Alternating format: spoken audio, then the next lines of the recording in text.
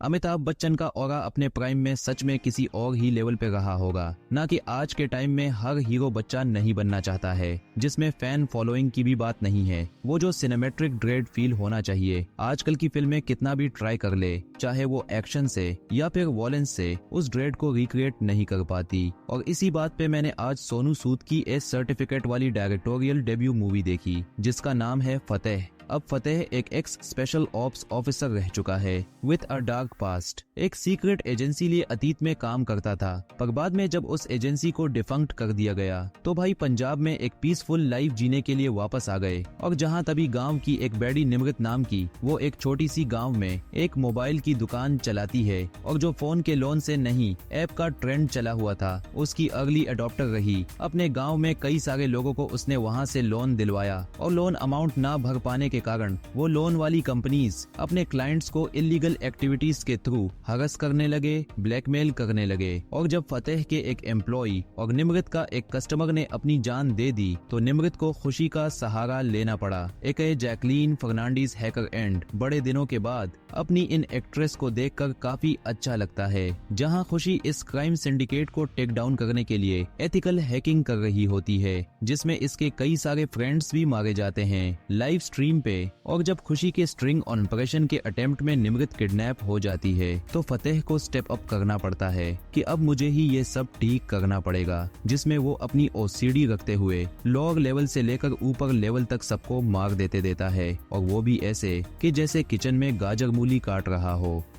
Now my not very impressed with this movie. मैं कह सकूं मैं डिसपॉइंटेड रहा गेम चेंजर छोड़कर। पहले इसे देखने गया कि ये एक रेटेड है, कुछ ओनली फॉर एडल्ट्स वाला मटेरियल होगा, लेकिन नहीं, सिर्फ इसका अडल्ट खून खराबा है। स्क्रिप्ट अभी भी PG-13 वाली ही है, जहां सोनू सूद ने इस मूवी को लिखा भी है, डायरेक्ट भी किया है और प्रोड्यूस भी किया है। और ये मूवी के कई सारे कोर लेवल्स पे ये मिस कर जाती है खुद को, जिसमें एक्शन से ही शुरू करते हैं, क्योंकि ये इसकी मेन हाईलाइट है।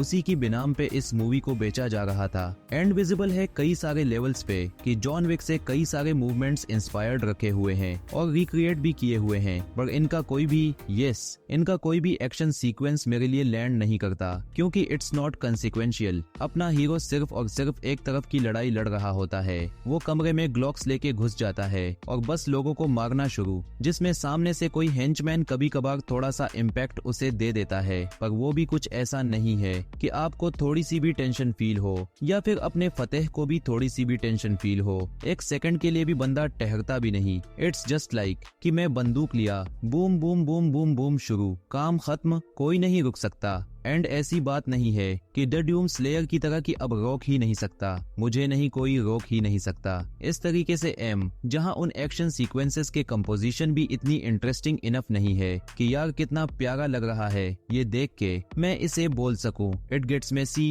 एंड वायलेंस मेसी होना चाहिए, पर वो सिर्फ आखिर में होता है, जब सारी बारात निकल जाती है, लाशें पड़ी होती हैं, खून ढेर सारा गिरा होता है।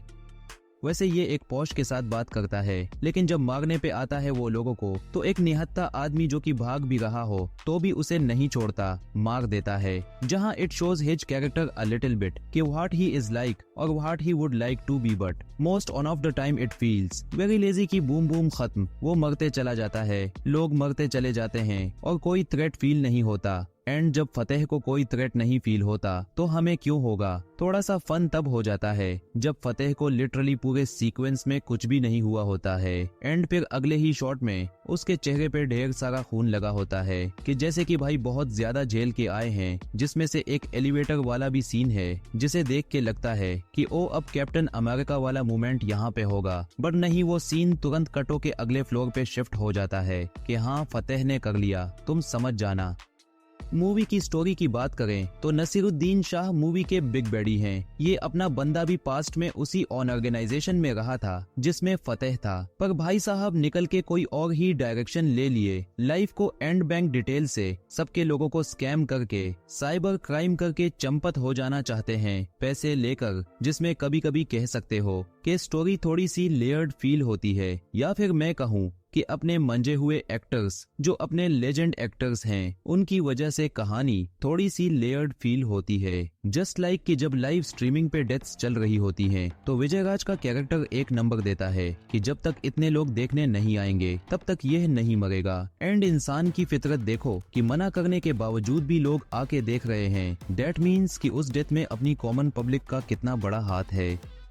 विजय राज इज माई पर्सनल फेवरेट बंदा। ऐसे चौड़ में आता क्लासिक भी मटेरियल, एक फोटो चाहिए उसके साथ। आई मीन यार, आई लव हिम। एंड साथ ही साथ जैकलिन फर्नांडीज को भी दोबारा से देख के अच्छा लगा। इतने सालों के बाद भी अबला नारी का रोल कितने अच्छे से निभाती है। एंड बाय द वे, व्याशी is kind I mean you know like. खैर छोड़ो, उन्हें देख के अच्छा लगा। आप आए बाहर आई, पर मिस फर्नांडीज से ज्यादा कैरेक्टर वो शिव ज्योति राजपूत का था जो कि मूवी में निमृत वाली लड़की को प्ले कर रही थी। सोनू सूद का प्रेजेंस भी एवरेज ए बेस्ट ही रहा था, कुछ खास नहीं। एंडिंग थोड़ी सी स्पेशल कर दी थी। आई मीन वो जो रमकॉम वाला एंगल था थोड़ा सा टिपिकल सा, थोड़ा सा अलग था तो थोड़ा सही लगा। अब बाकी मूवी में ऐसा कुछ है नहीं कि मैं कह सकूं कि आई एंजॉयड दिस मूवी। कभी भी एक तरफा मैच देखकर किसी को भी कभी मजा नहीं आती। थोड़ा सा जान हलक में आनी चाहिए, थोड़ा ड्रेड फील होना चाहिए, थोड़ा डर, थोड़ा थ्रिल महसूस होना चाहिए। पर बहुत ही एवरेज सी मूवी निकली।